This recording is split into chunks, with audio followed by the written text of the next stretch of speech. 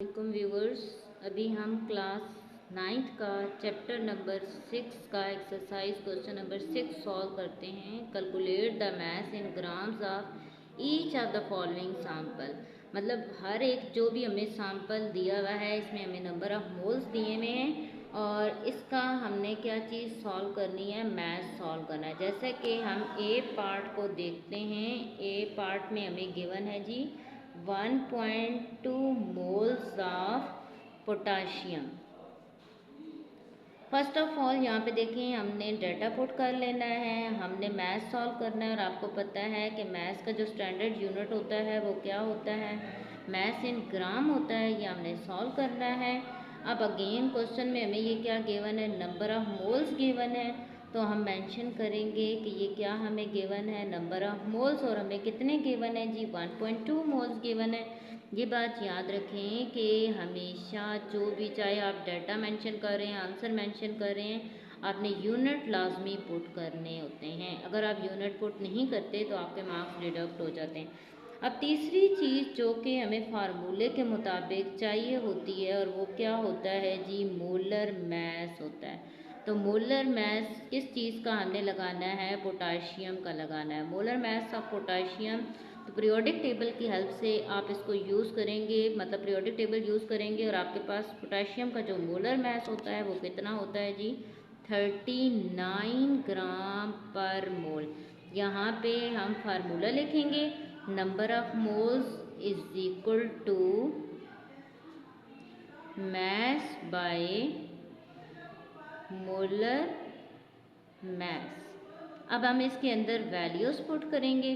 तो यहाँ पे देखें मेरे पास नंबर ऑफ मोल्स कितने हैं जी, 1.2 है। मैस मैंने क्या करना है जी, सॉल्व करना है। और मोलर मैस मेरे पास कितना आ रहा है, 39 आ रहा है। अब यहाँ पे देखें ये चीज़ इस साइड पे डिवाइड हो रही है तो दूसरी साइड जा क्या हो जाएगी, मल्टीप्लाई हो जाएगी। 1.2 into 39 is equal to mass. तो यहाँ पर डायरेक्ट अगर हम कैलकुलेटर का यूज़ करें तो हमने किन दो चीज़ों को आपस में मल्टीप्लाई करवाना है जी, 1.2 मल्टीप्लाई बाय 39। तो यहाँ पे स्क्रीन पे आप देख सकते हैं कि मेरे पास इसका आंसर आ रहा है जी 46.8। तो इट्स मीन जो हमारे पास मैथ्स आ रहा है वो कितना आ रहा है, 46.8 आ रहा है। और मैथ्स का यूनिट क्या होता है, ग्राम होता है। मैथ्स का यूनिट क्या होता है जी, ग्राम होता है। इसी तरीके से अगर हम बी पार्ट की तरफ जाएं तो बी पार्ट के अंदर हमने क्या सॉल्व करना है जी, 75 मोल्स ऑफ H2। हमने क्या सॉल्व करना है, 75 मोल्स। तो नंबर ऑफ मोल्स की जगह पे 75 आ जाएगा। और हाइड्रोजन का एटॉमिक मास 1 होता है और 2 से मल्टीप्लाई करवाएंगे तो 2 आ जाएगा। तो 2 मीन इस साइड पे आप 2 पुट करेंगे, इस साइड पे आप क्या पुट करेंगे, इस साइड पे आप क्या पुट करेंगे, 2 पुट करेंगे। इधर आप क्या पुट करेंगे, 75। तो 2 इस साइड डिवाइड हो रहा होगा, दूसरी साइड जाके मल्टीप्लाई होगा।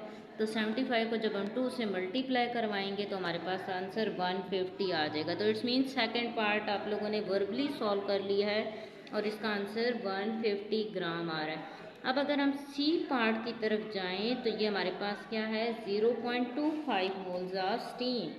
सी पार्ट जी हम देख लेते हैं, 0.25 मोल्स ऑफ स्टीम। अब यहाँ पे देखें, हमने देखना किसको है, स्टीम को देखना है। स्टीम का मतलब होता है भाप। अब भाप किसकी बनती है जी, वाटर की बनती है। मीन जब पानी बॉयल होना स्टार्ट होता है, आपने देखा होगा वो भाप बन के उड़ा होता है। तो इट्स मीन यहाँ पे इसका फार्मूला हम क्या यूज़ करेंगे, H2O। तो हम डाटा मेंशन कर लेते हैं।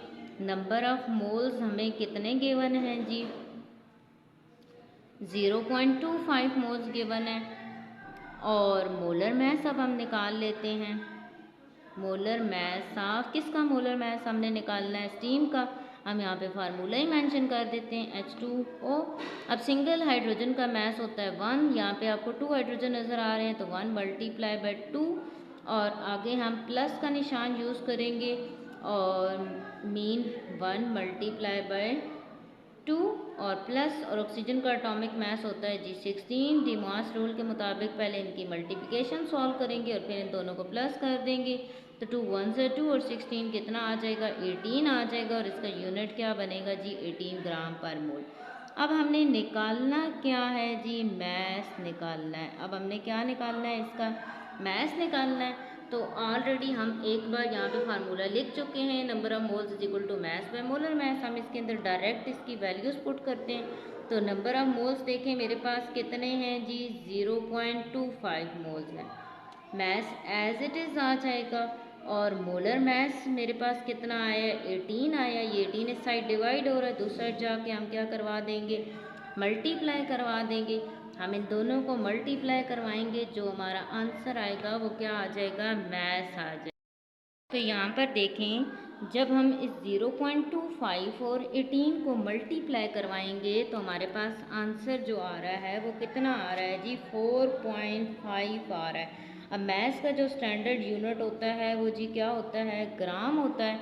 तो इट्स मीन हमारे पास मैथ्स कितना आ गया है जी, 4.5 ग्राम। तो ये तो था हमारे पास इसका सी पार्ट। अब इसी तरीके से डी और ई पार्ट आप लोग कोशिश करें कि खुद कर लें। अगर आपको कोई इशू होता है तो आप कमेंट्स में बता दीजिएगा, फिर हम नेक्स्ट वीडियो में उसको भी सॉल्व कर लेंगे। और नेक्स्ट वीडियो के लिए चैनल को सब्सक्राइब कर दें ताकि हर नई आने वाली वीडियो का नोटिफिकेशन आपको बआसानी मिलता रहे। Thank you.